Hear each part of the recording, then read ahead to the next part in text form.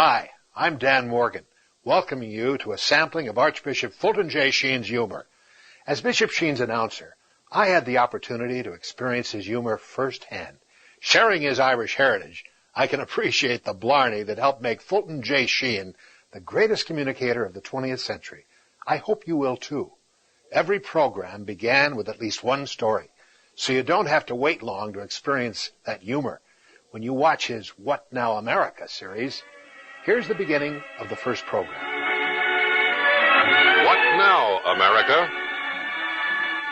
With Archbishop Fulton J. Sheen. And now, Archbishop Sheen.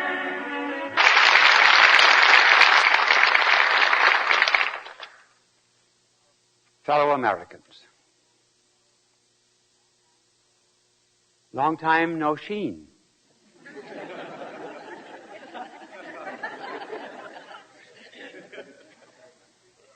And here I am back again with an angel, with a blackboard, without the robes. I'm not going to ask you if you missed them, but I'm going to tell you a story about them. Some years ago, I went to Cleveland to give a lecture. And I went into the dining room because I had nothing to eat. I went in with 4 men. And I ordered some graham crackers and a little milk. There was a waitress in the early flirties taking the orders. She took the orders of the 4 men, and then she looked at me all dressed in my robes. And she says, "Well, Cock Robin, what will you have?" Notice how Bishop Sheen often is the brunt of his own stories. Here are some others with him as the fall guy as well. I must tell you that I was once giving a lecture in upstate New York. And I went into the barber shop in the afternoon of the town, and I got a haircut. The barber did not recognize me, and he said, "Are you going to that lecture tonight by Archbishop Sheen?" I said, "Yes." He said, "Do you have a ticket?" I said, "No, I don't." Well, he said, "All the tickets have been sold, so you probably will have to stand." I said, "You know, it's a peculiar thing that every time I go to hear that man talk, I always have to stand." I had a taxi driver the other day in New York, and he said to me, "I wish you'd come back on television." He said, "I never had much of an education. I never went beyond the 3rd grade. But I pick up a number of passengers who use big words, and so I became educated." From that time on, he used only polysyllables, and always out of context. So as I got out of the cab, he said to me, "I just love to hear you on television. You have such a wonderful voice. It has so much animosity in it."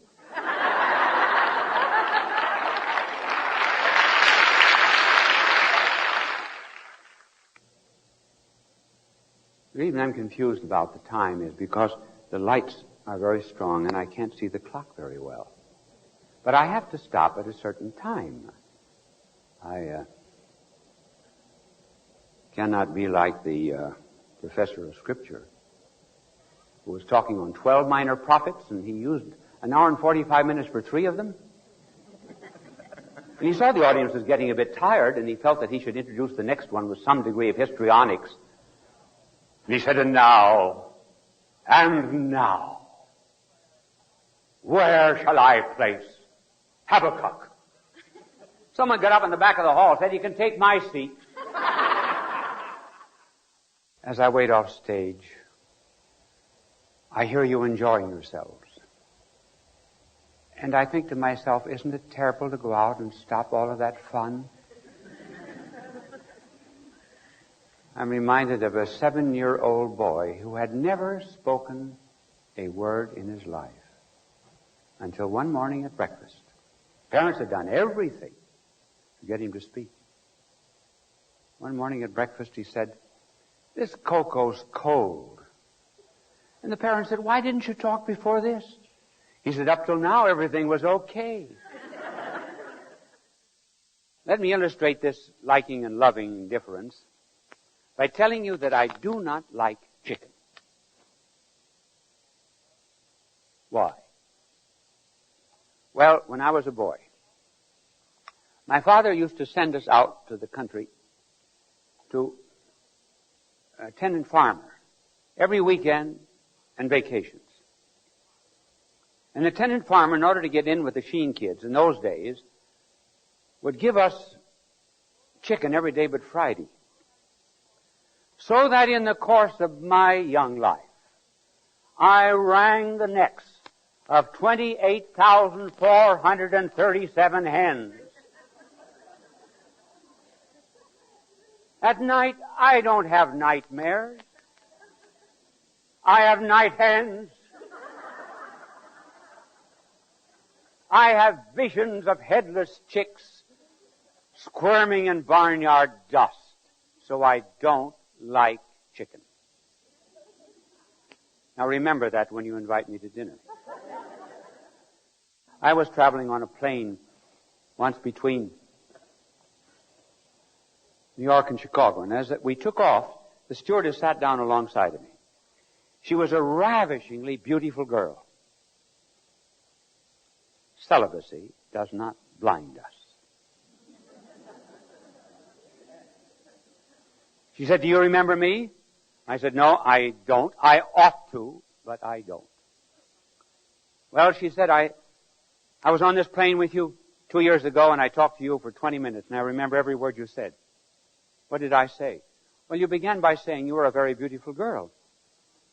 And did you know that of all the gifts that God gives, the one that he gets back last and least of all is the gift of beauty? He gives song, and people sing for his glory. He gives money, and they use it for the poor.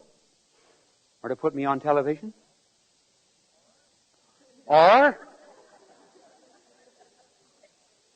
But when he gives the gift of beauty, very often he gets back nothing but a pile of old bones. So inasmuch as you are so very beautiful, why don't you think of giving God your beauty? That's what you said.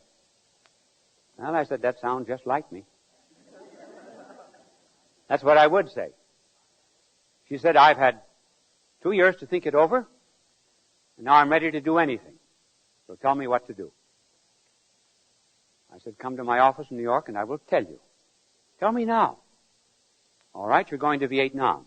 You're going to a leper colony. So she went to a leper colony. And she said, I don't know whether they ever think of seeing anything beautiful, but I know that I do. The beauty and gratitude of these people. Did you notice the beauty of that theme song? I must tell you about it.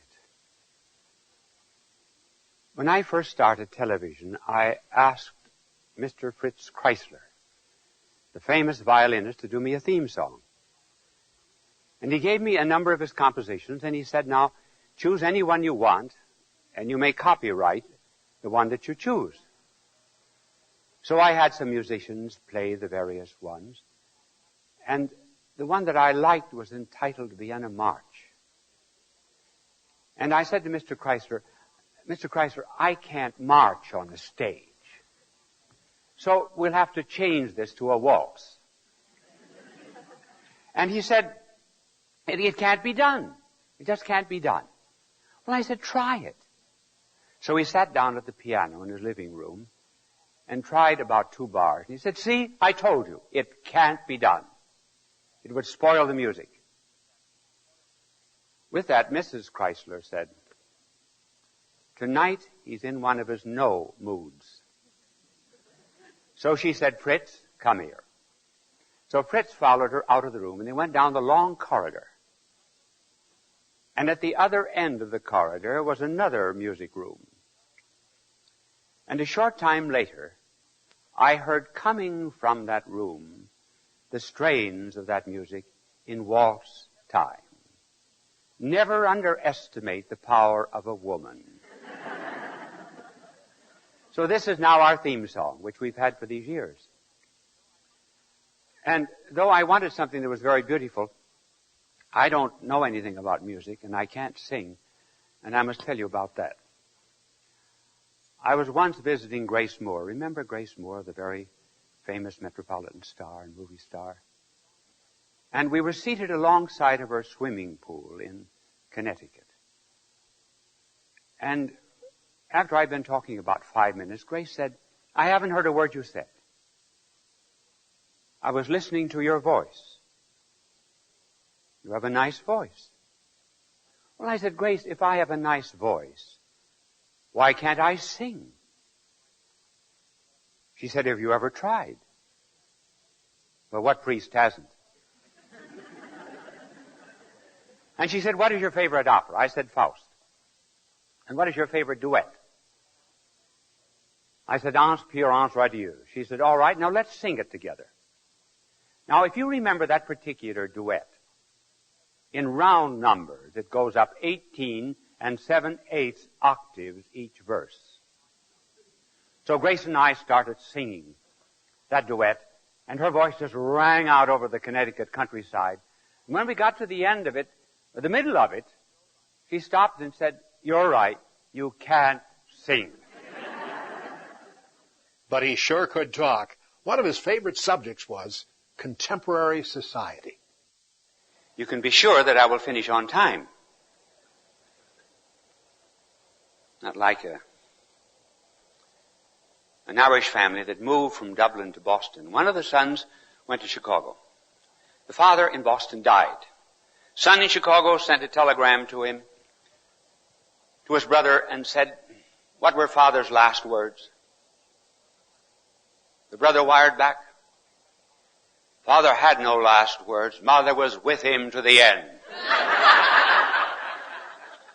Here's a poor shoemaker, for example, down in the basement of his house.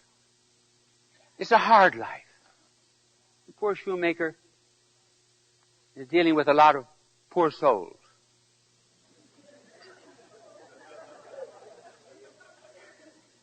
And a lot of heels. Life is hard. So he goes up to the floor above, where his wife and children are. And when he sees his wife and children and bathes in family love, then he's prepared to come down to his little shop and labor with more dedication. I remember last Christmas I was visiting a family, and 2 little girls were quarreling about which had the more important part in a Christmas play. And one finally won, saying, "You know very well it's much harder to play the part of a virgin than an angel."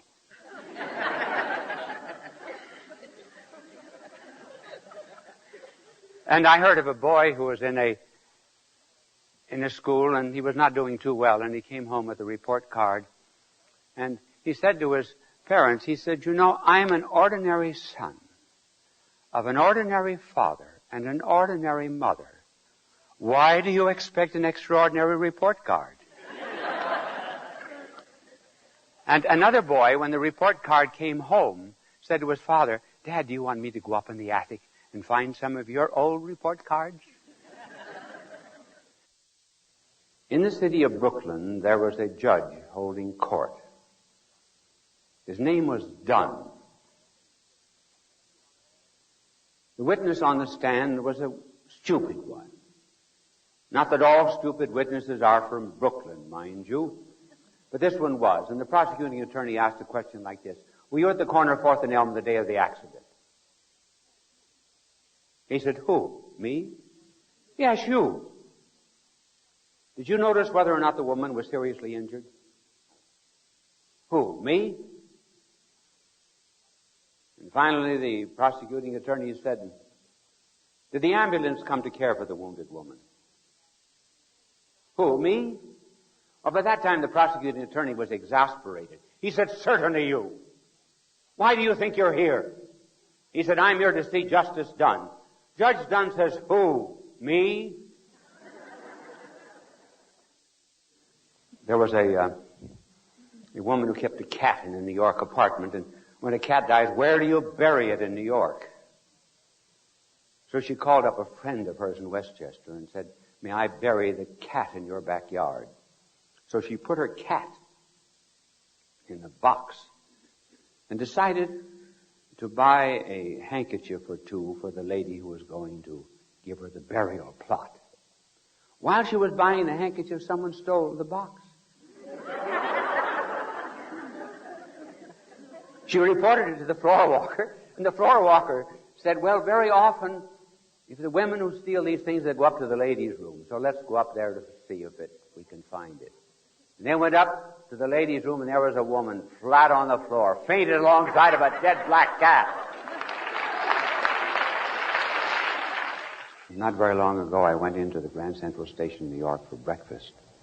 And I said to the waitress, would you kindly give me a cup of coffee, toast, and a boiled egg, and a few kind words? She brought me the coffee and the toast, and I said, don't you have a few kind words? And she said, don't eat the egg. So the only condition I have is just a few kind words. That's all. And this face that we are discussing is the face of freedom. What does it mean to be free? I saw a cartoon not very long ago of a wife visiting her husband in prison. He was behind the bars. And she said to him, I've decided to give you freedom. I'm going to get a divorce. Let me tell you that last week I was in a hotel in Chicago, the Hilton Hotel. And when I went to bed at night, I picked up the Gideon Bible. And there was a note on the inside of it. If lonely, Jeremiah 18:14-26. If sad, Isaiah 28:31-49. And some wag had written at the bottom of it, if still lonely, Margie 1A3426.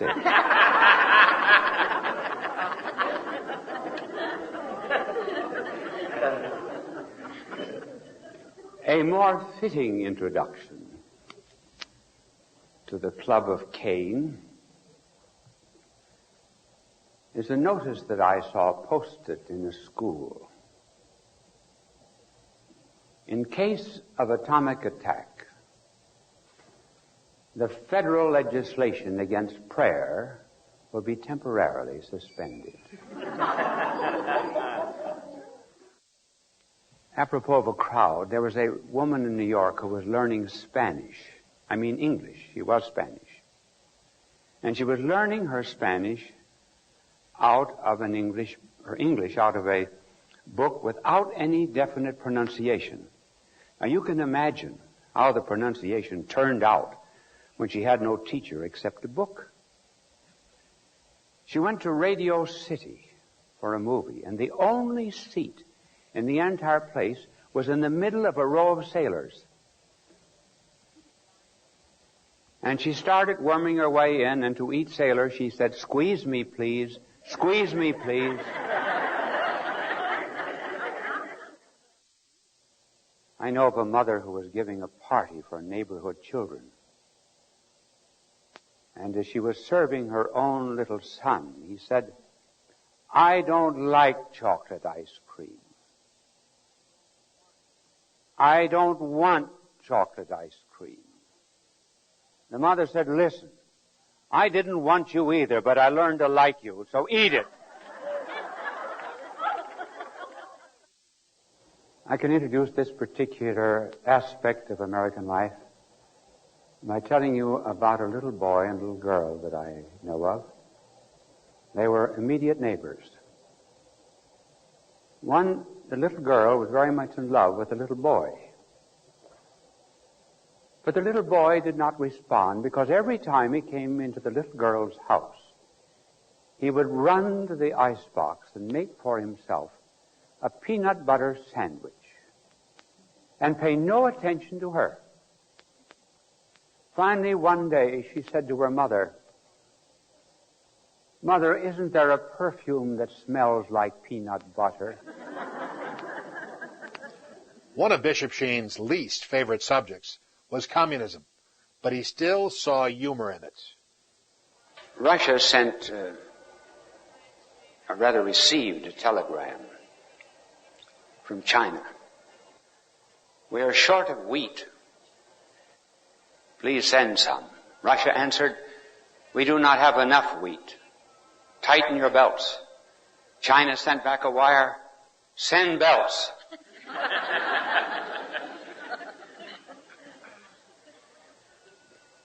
A West German and a Russian were fishing in the same river, the Russian on one bank and the West German on another.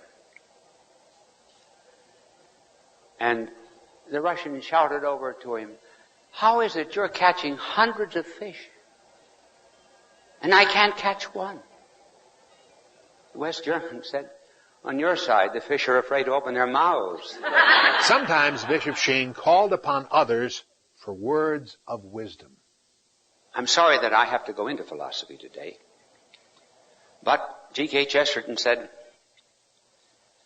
"When a man sits down in the dentist's chair, the dentist has a right to say to him, 'What is your philosophy of life?' Because if his philosophy of life is not right, the dentist can't be sure that he will ever pay the bill." Socrates said, "Marry, if you got a good wife, you'll be happy. If you're not happy, you'll become a philosopher." When Lincoln was describing a certain case, someone said, "You're pretty good, Mr. Lincoln, but some of your arguments are getting beyond my reach." And Lincoln said, "I had a dog that had fleas with the same trouble." The proposal that G.K. Chesterton wrote to his wife. He said, "There were 4 lamps of thanksgiving burning before me. The first, that I was born out of the same earth as you." Oh, I advise all young men to copy this while I'm giving it, make them in handy. First, I was born out of the same earth as you. 2, I have tried to love everything in the universe as a remote preparation for loving you. 3, I have never run after strange women. You cannot imagine how much this prepares a man for true love. 4, my previous existence ends here. It has led me to you. That is Eros. I once asked a husband what he would like to be if he could come back to earth 2 years after he died. He said his wife's second husband. At other times, he made a philosophical point using his own humor.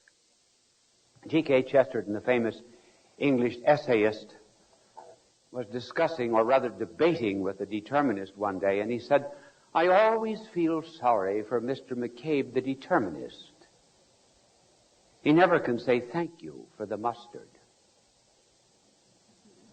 Think that over a minute, and it'll come to you. And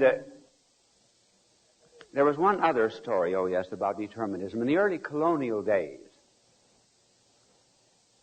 a farmer went to the village, and his wife, who was a determinist, said to him, "Why do you want your gun? You're either predetermined to be shot or you're not predetermined to be shot. If you're predetermined to be shot, the gun won't do you any good. If you're not predetermined to be shot, you won't need the gun." He said, "Well, suppose I'm predetermined to be shot on condition I don't have my gun." And Bishop Sheen's quick wit allowed him to lightly dismiss technical problems on the program. One thing that doesn't make a patriot. When you have a country that is concerned only with, there was a little signal that you never know. I have little signals for angels, and my angel is a nice little angel. He's finished the molting of his wings and so forth. And I have little cues that you could never guess. And that last cue was missed, but it's all right. He was to clean my blackboard, and now I continue with the problem. Now I'll allow my little angel to erase my blackboard. Do you know what kind of shampoo my angel uses? Halo.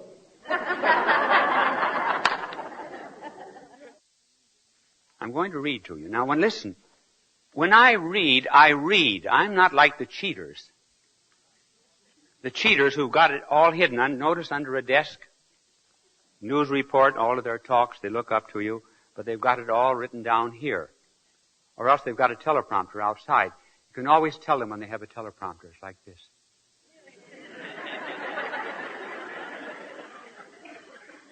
So when I read. I once heard an old woman say of a bishop who was reading a speech, he says, "Glory be to God, if he can't remember it, how does he expect us to?"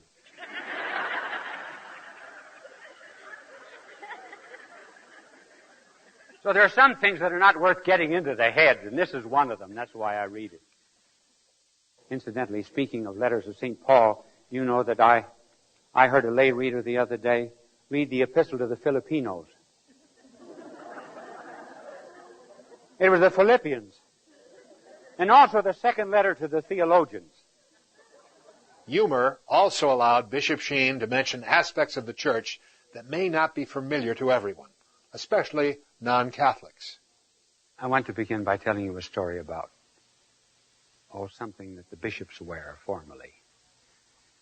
It is called a rochet, R-O-C-H-E-T.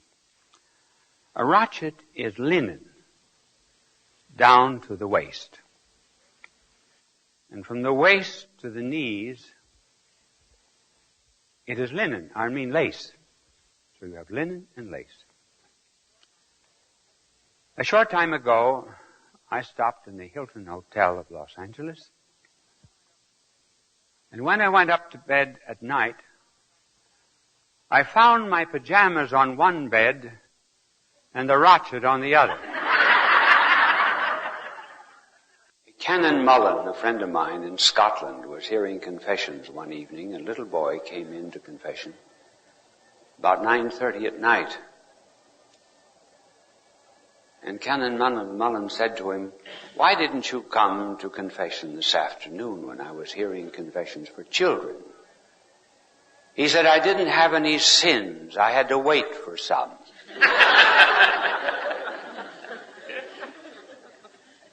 And a group of Canadian lumbermen who had not been to confession in a long time came in a group, and they lined up outside of the box, and they sent the bravest of them all in first.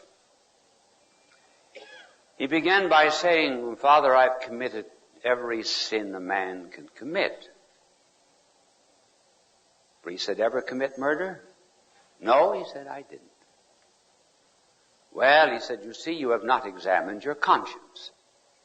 You go out now and examine your conscience, and then come back." As he stepped out of the box, he saw this long line of lumberjacks outside, and he put up his hand and he said, "No use tonight, boys, just hearing murder cases."